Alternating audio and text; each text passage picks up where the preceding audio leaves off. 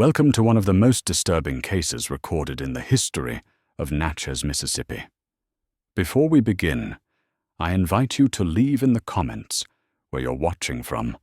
and the exact time you're listening to this narration.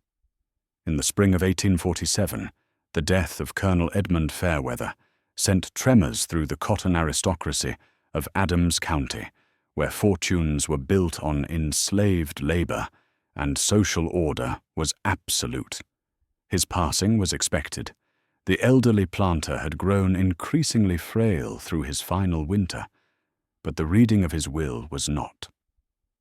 When attorney William Mansfield broke the seal on that document before the assembled family in the mahogany-paneled study of Fairweather Hall, the words written there would ignite a legal battle that reached the Mississippi Supreme Court, destroy multiple families, and expose a secret that had been carefully concealed for over 15 years behind the imposing columns of one of the county's most respected estates. The document, written in Edmund's own hand and properly witnessed, bequeathed the entirety of the Fairweather fortune to an enslaved woman named Patience, including the 1,200-acre plantation with all its buildings, livestock, and equipment, along with her immediate manumission and that of her daughter, Clara. Catherine Fairweather, the colonel's wife of 17 years, was allocated only a modest annual allowance of $300 to be drawn from the estate's revenues. According to Mansfield's personal diary, discovered in a Charleston attic in 1923, the silence that followed his reading of these provisions lasted nearly a full minute before Catherine collapsed into her chair. Her brother began shouting accusations of fraud and conspiracy, and her sister had to be physically restrained from tearing the document from the attorney's hands. Mansfield noted in that same diary entry that the scene was unlike anything I have witnessed in 30 years of legal practice, and that the widow's face had transformed into something he could only describe as a mask of pure hatred directed not at him, but toward someone absent from the room. To understand the magnitude of what that will represented, one must first grasp the position the Fairweather family occupied in the rigid social hierarchy of antebellum Natchez. The family had established itself in Adams County in the late 18th century, building their wealth through strategic land acquisitions and the brutal efficiency of cotton cultivation.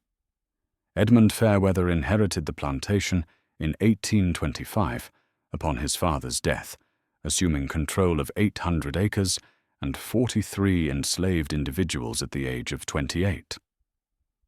County tax records preserved in the Mississippi Department of Archives show the steady expansion of his holdings over the subsequent decades, with the property growing to 1,200 acres by 1840, and the number of enslaved people increasing to 71. In 1830, Edmund married Catherine Whitmore, daughter of a prominent Charleston merchant family, in a ceremony that united two fortunes and was reported in the Natchez Courier as one of the season's most anticipated social events. A letter from Catherine's mother to her sister, dated March 1831 and discovered among family papers donated to the South Carolina Historical Society in 1978, described her daughter as radiant with happiness and noted that Catherine and her husband were eager to start a family, with hopes that the Mississippi air would prove more conducive to conception than the low-country humidity of Charleston.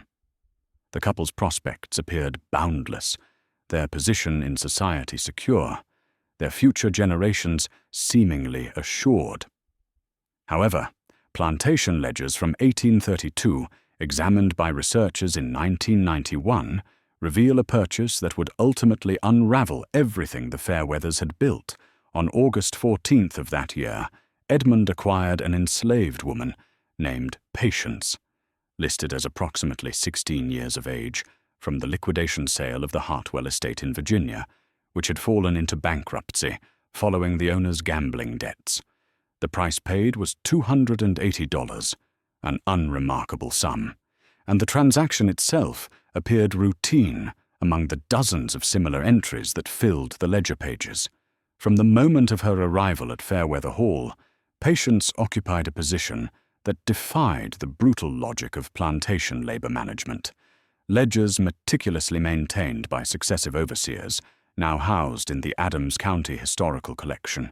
show that while other enslaved women were immediately assigned to field gangs, domestic service, or the spinning house, Patience's designation remained consistently blank or was marked simply with a dash. Work logs from 1833 and 1834 list the daily tasks assigned to every enslaved person on the property, detailing who picked cotton, who tended livestock, who worked in the kitchen or laundry. Yet Patience's name appears on no roster, belongs to no work gang, falls under no supervisor's jurisdiction. An 1834 letter from the plantation overseer, Jacob Hendricks, to Colonel Fairweather, discovered in a trunk in the attic of a descendant's home in 1958, reveals the confusion this arrangement created among those tasked with managing the plantation's labor force. The letter, written in the careful script of a man attempting to broach a delicate subject with his employer, noted that several of the house servants had inquired about Patience's duties, as she seemed to have no assigned responsibilities yet, was never idle, and that Hendricks himself was uncertain how to account for her in his weekly reports to the colonel. The letter continued with the observation that Patience had been given quarters in the small cottage behind the rose garden, a structure that had previously served as guest accommodation for visiting family members, and that this arrangement had caused considerable talk among the other enslaved, people who found it irregular and disturbing. Most significantly, Hendricks wrote that Patience seemed to answer only to the master himself, and that on the one occasion when he had attempted to assign her to assist in the main house during a large dinner party, he had been sharply rebuked by Colonel Fairweather and told never to interfere with her again. While the peculiar arrangement surrounding Patience continued behind the scenes, Catherine Fairweather faced her own private torment. Letters exchanged between Catherine and her younger sister, Margaret, who remained in Charleston, were preserved in a family collection donated to the Charleston Museum in 1965 and provide a window into the widow's deteriorating emotional state during the 1830s. In an 1834 letter, Catherine expressed mild concern about her failure to conceive after 4 years of marriage, attributing it to nerves and the adjustment to Mississippi's climate. By 1836, however, her correspondence had taken on a tone of desperation. A letter dated June 12, 1836, described consultations with 3 different physicians, including a specialist brought from New Orleans at considerable expense, all of whom could find no physical impediment to conception, but suggested various remedies ranging from dietary changes to extended bed rest. More troubling than the medical failures was Catherine's mention of her husband's response to their childless state. She wrote that Edmund had grown distant and cold, that he no longer sought her company except when social propriety demanded it, and that he spent increasing hours away from the main house, claiming to oversee plantation operations personally rather than relying on his overseers as other planters did. A diary kept by their neighbor, Mrs. Abigail Thornton, discovered among estate papers in 1982, corroborates Catherine's observations from an outside perspective. An entry from March 1837 noted that Colonel Fairweather had declined yet another invitation to a spring social, sending his wife alone, and that this had become his consistent pattern over the past year. Mrs. Thornton recorded her husband's observation that Edmund seemed preoccupied with some business matter on the plantation, though the cotton yields that year were unremarkable and provided no obvious explanation for such intense personal supervision. The diary entry concluded with speculation, quickly dismissed, that perhaps the colonel was unwell, though he appeared robust enough when seen in town on business. In May of 1838, plantation birth records maintained in a leather-bound ledger that now resides in the Mississippi State Archives, note the arrival of a child to patients, a girl given the name Clara. What makes this entry remarkable is not the birth itself, as enslaved women gave birth regularly on the plantation, and their children were meticulously recorded as additions to the master's property, but rather the circumstances surrounding the delivery. While standard practice dictated that enslaved women were attended during childbirth by the plantation's midwife,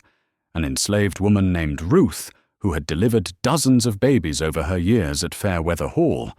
the records indicate that Clara's birth was attended by Dr. Samuel Richardson, a white physician from Natchez, whose services were typically reserved for members of the planter class. A receipt discovered in the Adams County Archives in 1973,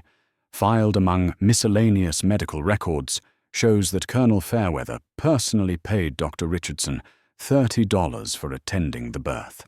a sum that represented 10 times the usual fee paid for delivering an enslaved child in cases where a physician was called at all, which was exceedingly rare. The receipt is marked as paid in full and signed by both the doctor and Edmund Fairweather, dated May 18, 1838. As was typical in plantation records of the period, no father is listed for the child, though the convention of the time held that paternity of enslaved children was legally irrelevant and often deliberately obscured. However, several details surrounding Clara's arrival and subsequent treatment would prove far more irregular than even the expensive medical attendance at her birth. A notation in the plantation ledger, added in a different hand, and apparently at a later date, records that the child was born healthy, of unusually fair complexion, and that special provisions were made for both mother and infant, though the nature of these provisions is not specified in the entry itself. As Clara grew from infancy into childhood, the peculiarities of her situation became increasingly difficult to conceal from the wider community. A compilation of accounts gathered by local historian Robert Ashford in his 1892 work, Natchez Families and Their Secrets, includes multiple testimonies from former neighbors and occasional visitors to Fairweather Hall, who recalled seeing a light-skinned child playing in the formal gardens of the estate throughout the early 1840s. These witnesses, interviewed decades after the events they described, consistently noted that the child was always exceptionally well dressed in clothing that would have been appropriate for a planter's daughter, complete with ribbons and fine fabrics, and that she was never observed engaged in any form of labor,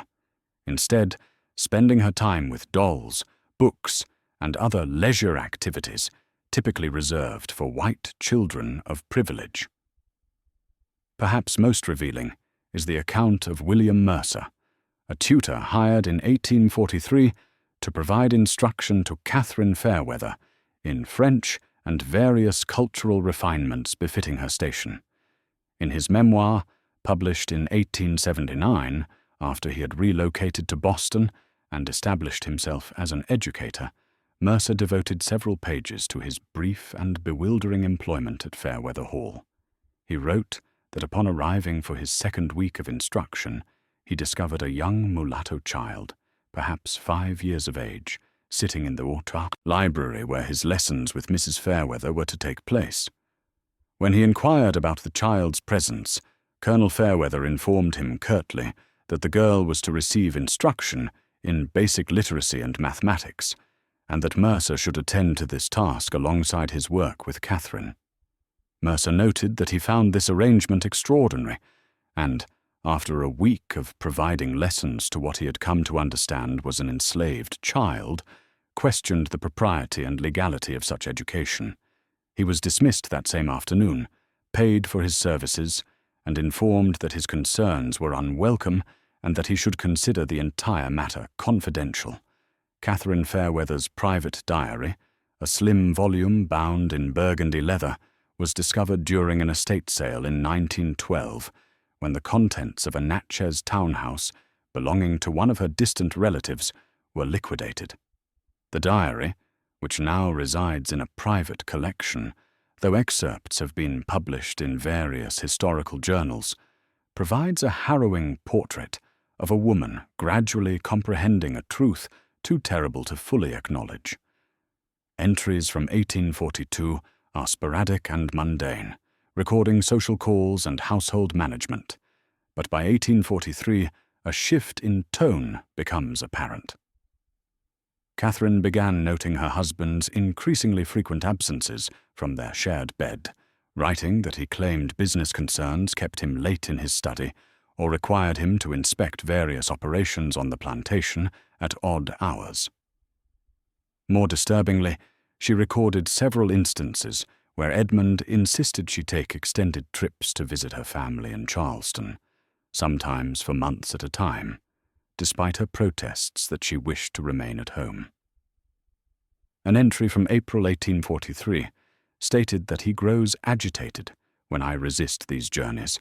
as though my presence in my own home has become an inconvenience to him. By 1844, Catherine's suspicions had crystallized into something approaching certainty, though she seemed unable or unwilling to articulate precisely what she believed was occurring.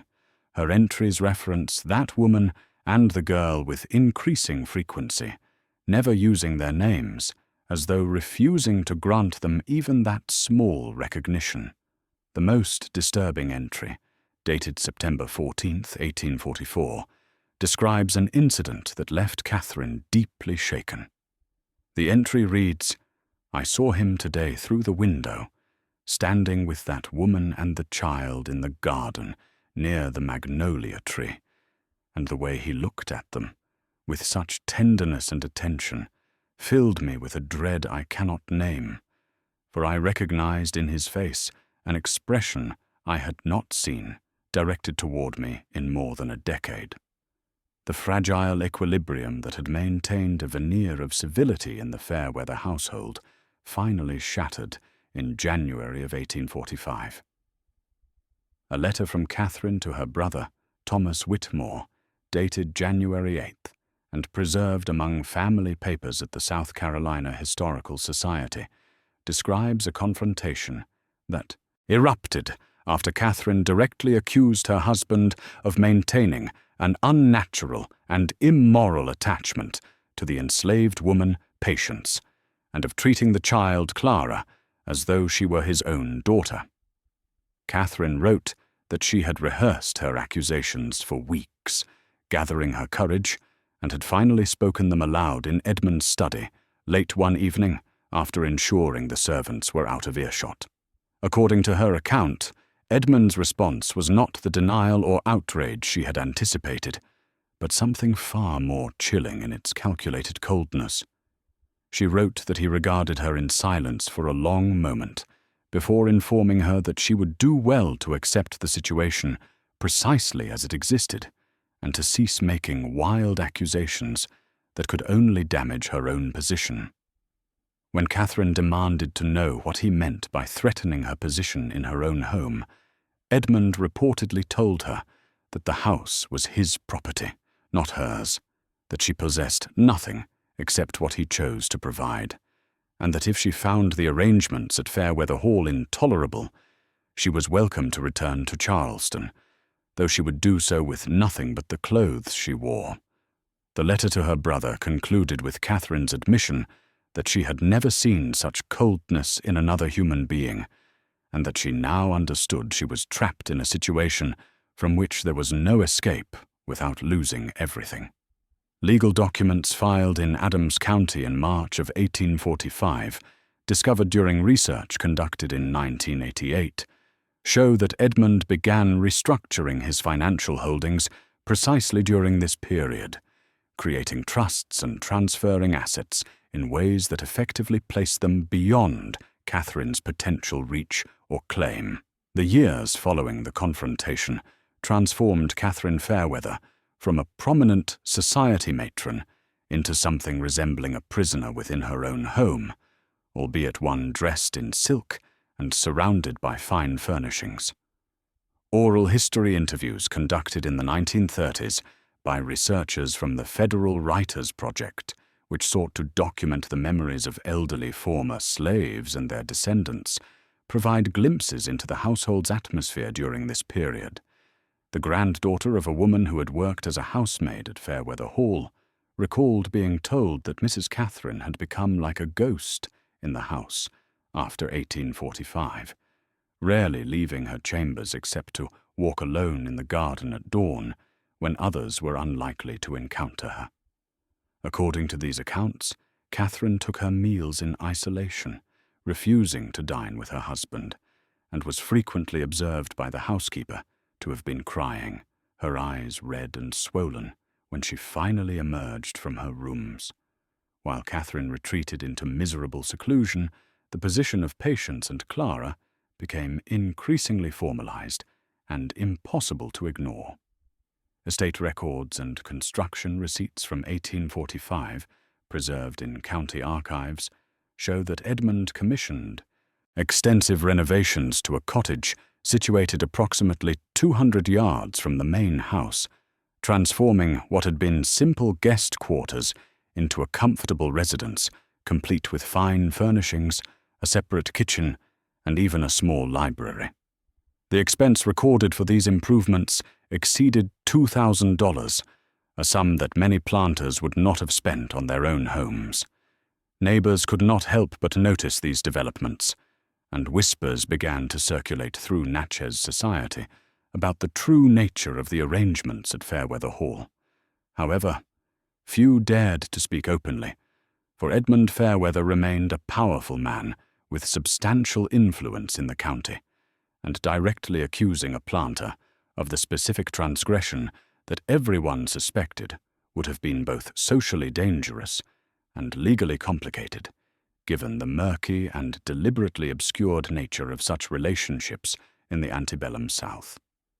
Edmund Fairweather's health began to deteriorate in the autumn of 1846, marking the beginning of what would be his final months of life. Medical records maintained by Dr. Samuel Richardson, the same physician who had attended Clara's birth 8 years earlier, were preserved in the archives of the Natchez Medical College and provide detailed documentation of the Colonel's decline.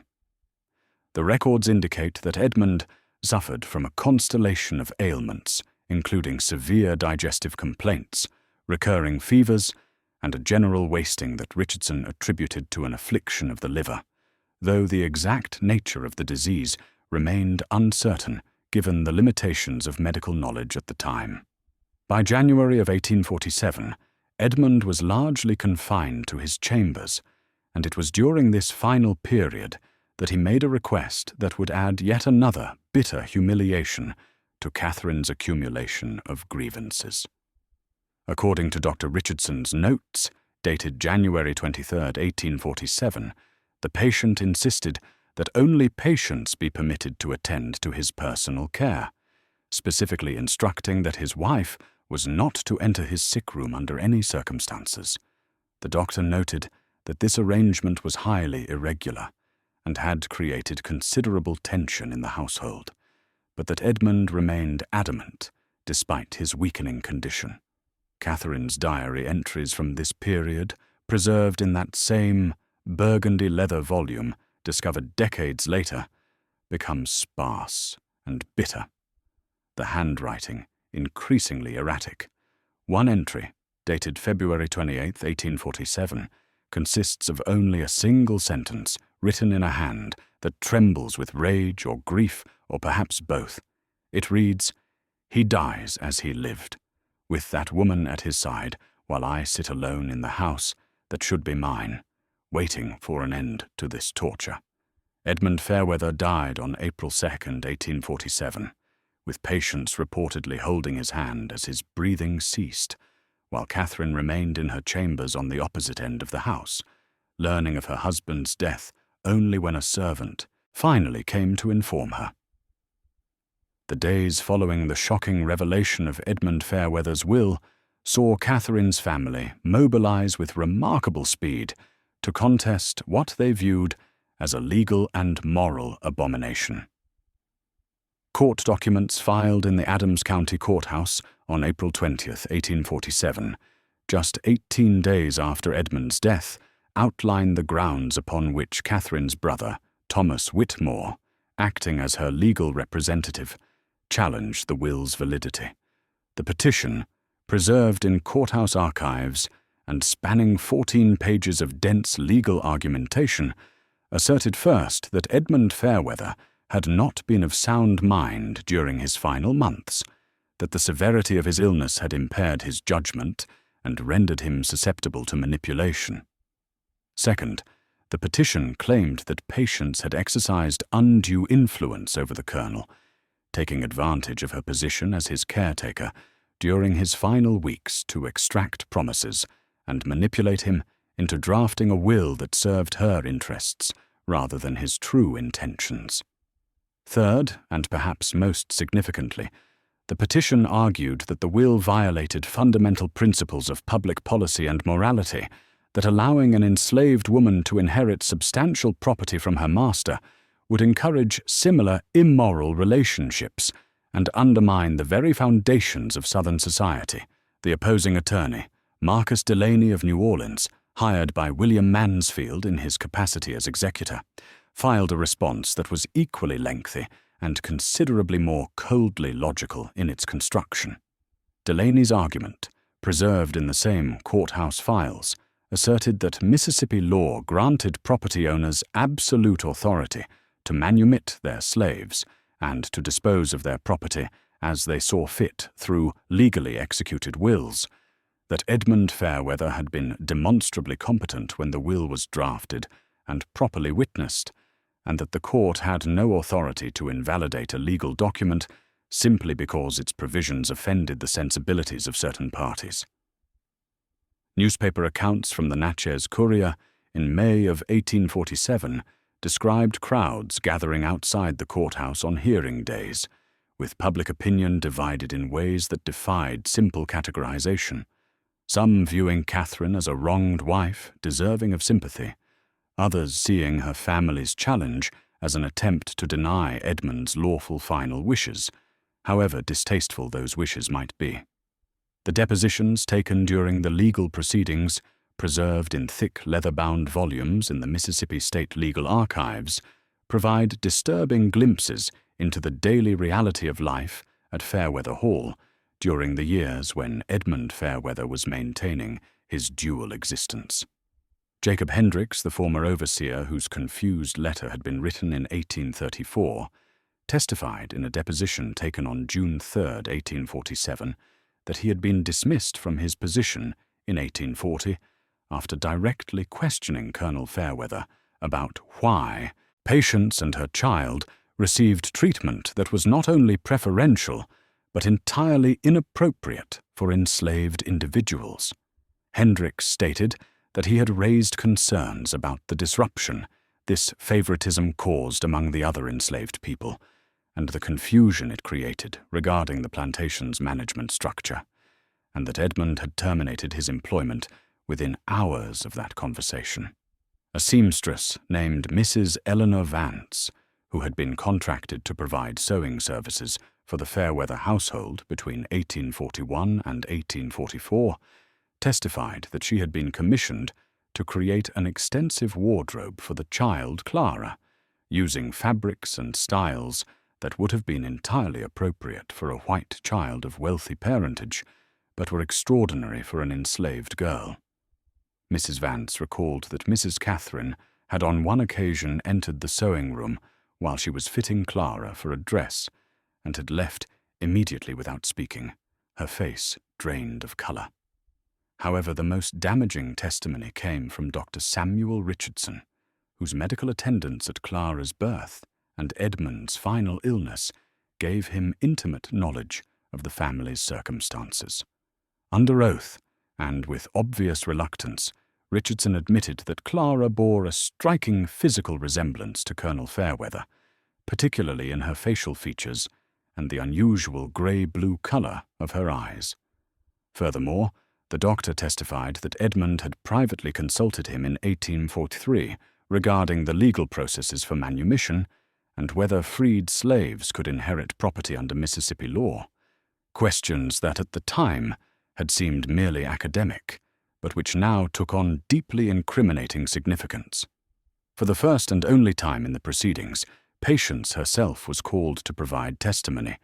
an event that drew such crowds to the Adams County Courthouse that the judge was forced to clear spectators from the hallway. The court transcript, discovered by legal historians conducting research in 1967 and subsequently published in the Journal of Southern Legal History, reveals a woman who spoke with remarkable precision and careful control, answering questions directly, but volunteering nothing beyond what was explicitly asked. When questioned about Clara's parentage, Patience confirmed without hesitation that Colonel Edmund Fairweather was the child's father, a statement that caused audible gasps in the courtroom, despite the fact that most present had already suspected as much. However,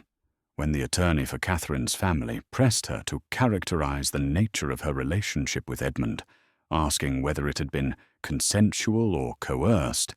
Patience's response was measured and devastating in its implications. The transcript records her statement as follows: "I had no choice in the matter for many years, as I was his property, and he could do with me as he wished, though in later years the nature of our arrangement became more complex than I have words to properly describe." When asked specifically about the will and whether she had influenced Edmund in its creation, Patience stated that she had not requested anything from him, but that he had come to her approximately 2 years before his death and told her that he wished to make amends for the life he had taken from her and to ensure that their daughter would never be enslaved or left dependent on the charity or cruelty of others. The testimony, which lasted nearly 2 hours according to newspaper accounts, was remarkable not for dramatic revelations, but for its clinical detachment, as though Patience were describing events that had happened to someone else entirely. What she did not say, the emotions she did not express, the judgments she refused to render, proved more disturbing to those present than any amount of anger or grief would have been. In November of 1847, after months of legal arguments, depositions, and appeals,